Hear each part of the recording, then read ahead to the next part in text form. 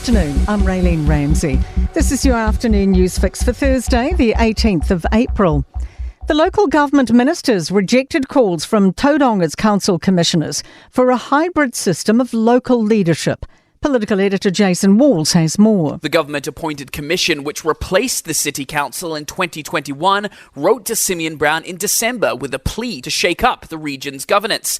They asked him to consider a model which allowed for 5 elected members of the City Council as well as 4 appointed commissioners.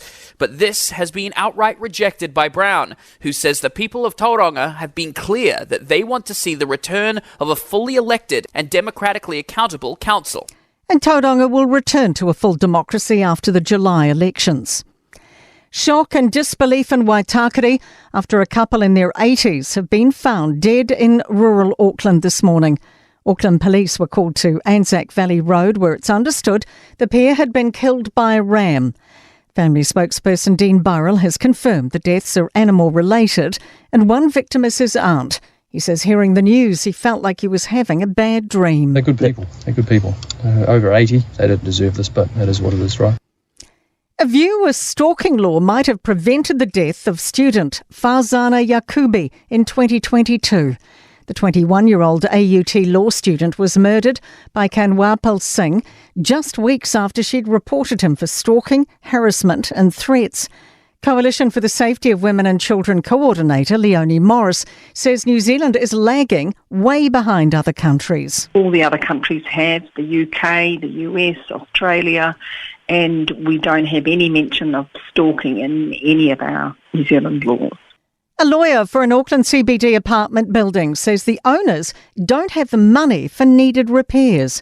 The council slapped a dangerous building notice on City Gardens apartments, citing fire safety concerns. It must carry out repairs to meet standards.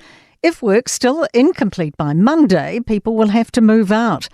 Body corporate lawyer Tim Rainey says they're trying to get that deadline extended. The problem is that the cost of the work has grown significantly, and they're struggling to find the money to be able to pay for the remediation.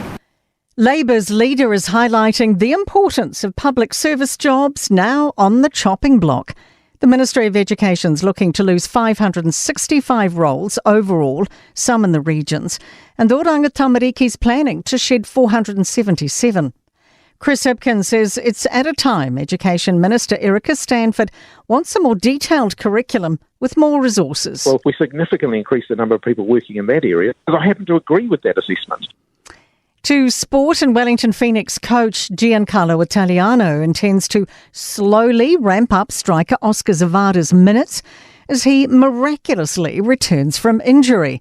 The Polish import could play against the Jets after being all but ruled out for the season with a thigh issue. Former Australian Diamonds coach Lisa Alexander is applauding Netball New Zealand's apparent move to join the Super Netball competition across the ditch. And the Chicago Bulls have crushed the Atlanta Hawks 131-116 to stay alive in the NBA's play-in tournament. I'm Raylene Ramsey, and that is your latest news fix. We'll be back with the next update tomorrow morning from the Newstalk ZB newsroom.